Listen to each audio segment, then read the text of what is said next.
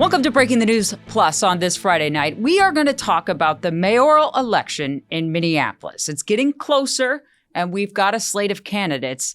And our Danny Spiewak joins us tonight to talk about them because, Danny, you have interviewed all of them. Yes. Well, thank you for having me, Jana. Always good to be on the Plus with you. I have now talked to all 5 of the candidates who've been on the debate stage. So we're talking about incumbent Mayor Jacob Frey, State Senator Omar Fateh, you have Reverend Dr. Duane Davis, Jas Hampton, and then Brenda Short.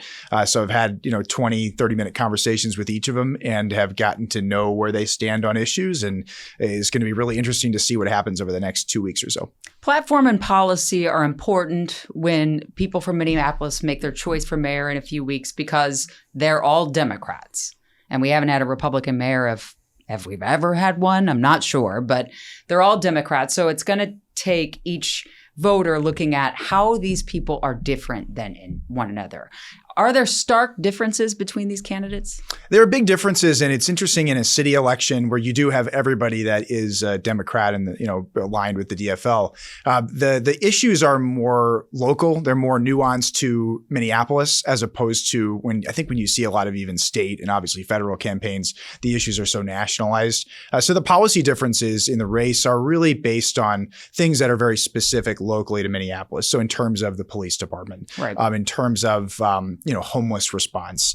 There are some major differences. One of them that comes to mind is, in terms of homeless response, some of the candidates believe that the homelessness response team should be moved from the Department of Regulatory Services to the Health Department. It's just sort of things like that. When it comes to public safety, how do you retain and recruit police officers? How do you implement reforms under the settlement agreement? It's those big issues where there are some major differences, but not in the way that you might typically think in an election. The incumbent, Jacob Frey, and Senator Omar Fateh seem to be taking in a lot of the oxygen. They're taking up a lot of the space and what I see in yard signs and the conversation. But those other candidates matter too, especially because of ranked choice voting. Yes, absolutely. For those that aren't familiar in Minneapolis, you rank up to 3 candidates. So what that does is if the first candidate in the first ballot doesn't get a majority, so 50% or more, then that last candidate gets eliminated, and then those votes are redistributed. So to make it less confusing, basically it's not just voting for one person. You can vote for up to 3. It really kind of expands the candidate field in many ways.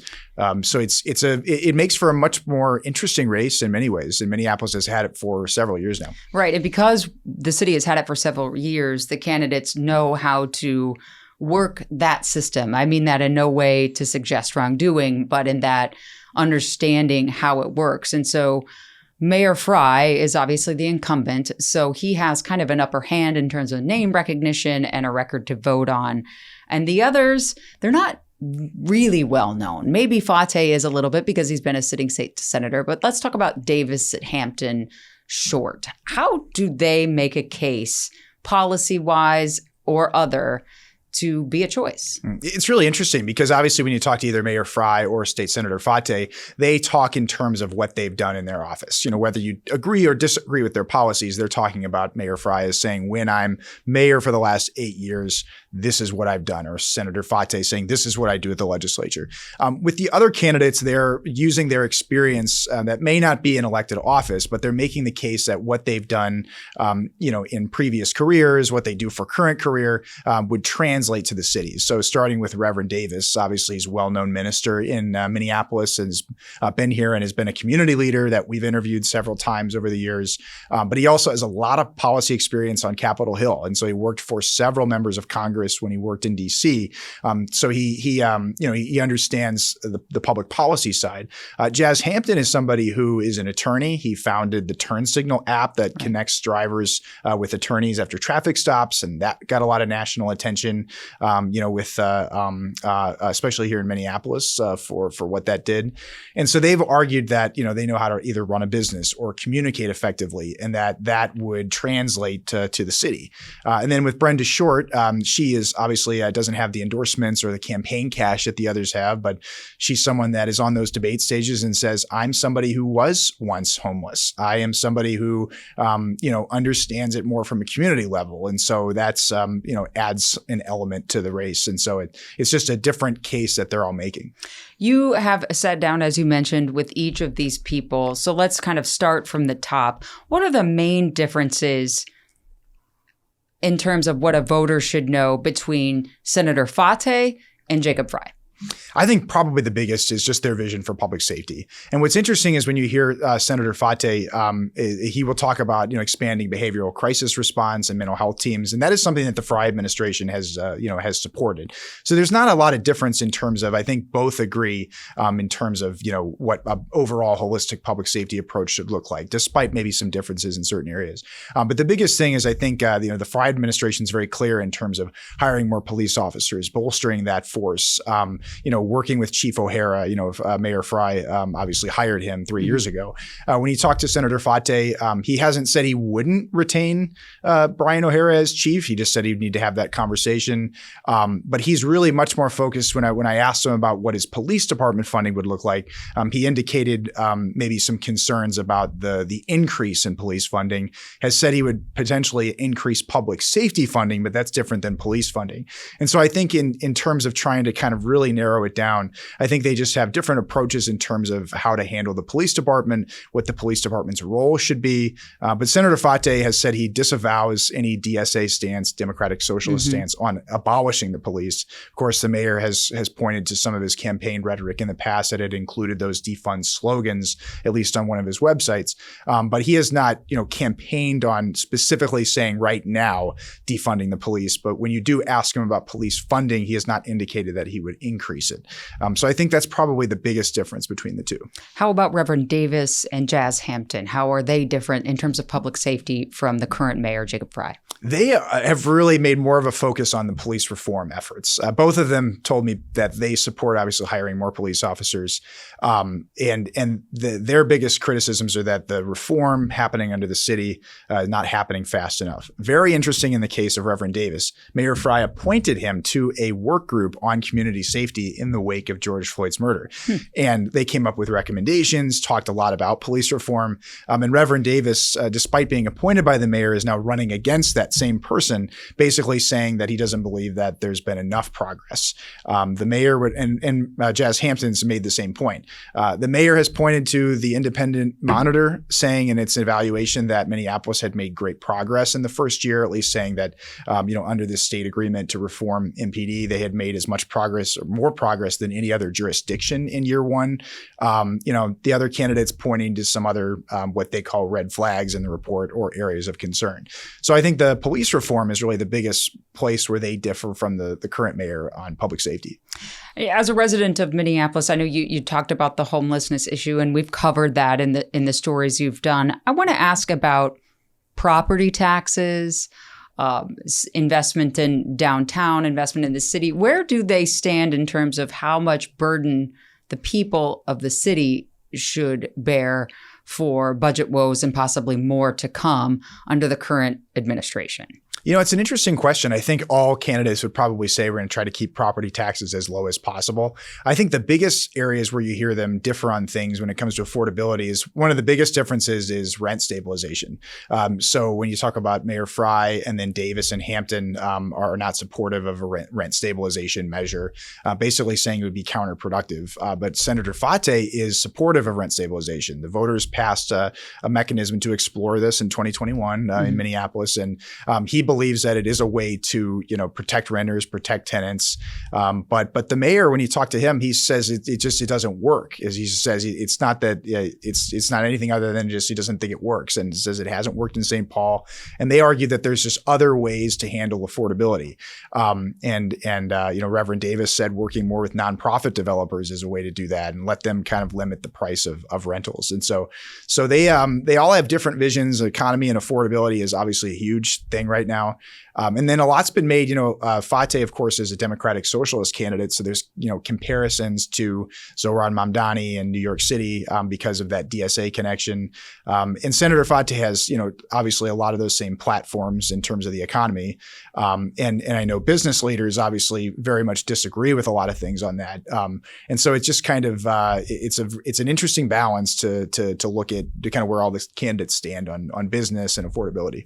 In years past with ranked choice voting, we've seen kind of the non-front runners, for lack of a better term, join forces towards election day to say, pick me second, pick me third, or something like that. Are you seeing that this far out, or they're all saying, pick me number one?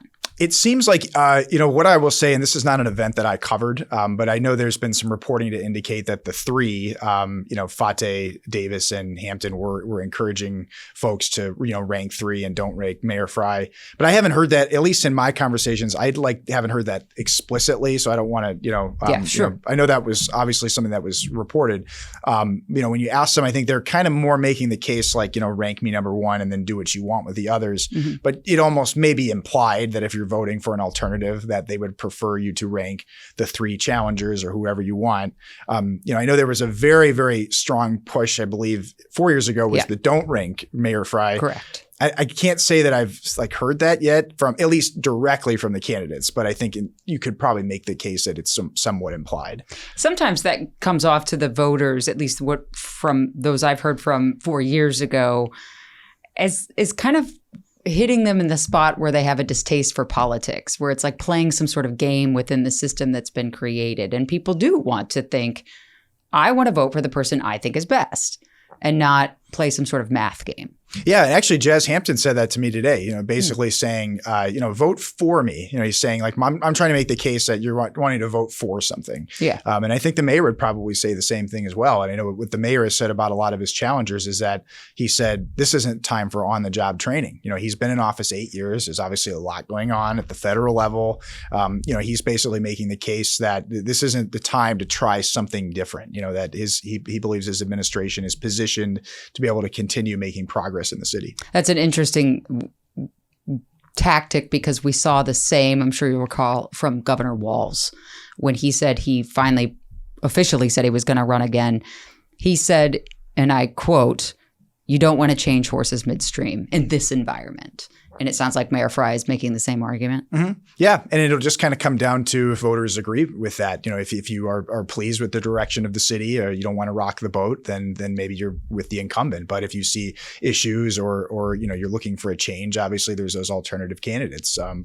That's what's so interesting though about these elections, especially at the local level, is a lot of it is like you could talk to two different people who believe different things. One person might say, no, I really like where this is going. I believe the police department is improving its ranks. It's reforming. There's been progress made. We want to keep this going. And then other people saying, I'm not feeling that, whether it's on public safety or economy or whatever, looking for something different. And it just comes down to, which camp is bigger, I guess. Mm-hmm. And my last question is really something that very well. I do as well, covering the city of Minneapolis for as long as we have in terms of politics. Whoever becomes mayor, whether it be the incumbent or another of these candidates, they have to work as best they can with the people elected to the city council. And we have seen the mayor and the council of all stripes, but especially this administration and this council, butt heads. Mm-hmm. Yeah. And it would be very interesting to see what shakes out on November 4th, because obviously you have the council up for election too. So in many ways, the voters of the city are going to be deciding what direction they want to go. What was so interesting about 2021 was the council flipped, and this isn't like an official thing, but it just, in the way of ideology and voting patterns, it largely flipped to more of a progressive majority on the city council. And so when they're looking at ordinances, resolutions, there's obviously been a lot of vetoes from the mayor because they're not aligned in lockstep on a lot of these things. And so it'll be interesting. Do you have a candidate like Mayor Frey and then a council that retains that sort of progressive majority? Or does the council flip ideologically, or is it something like in the middle where you have, just there's a lot of different scenarios of how this could play out. And it could either, improve relations with the council and the mayor, or it could, get even tougher to pass things. Yeah, that's just something for voters to keep in mind too. It's not just one and done. There are a lot of offices that have to work together, and how all those pieces fit will be interesting to see come, I guess, that first week of November. Yeah, it's coming up. All right, Danny, thank you so much for all your work on the Minneapolis mayor's race. That vote, again, coming up in early November. So we shall see which direction the city takes. That's all for Breaking the News Plus on this Friday night. We'll see you next time.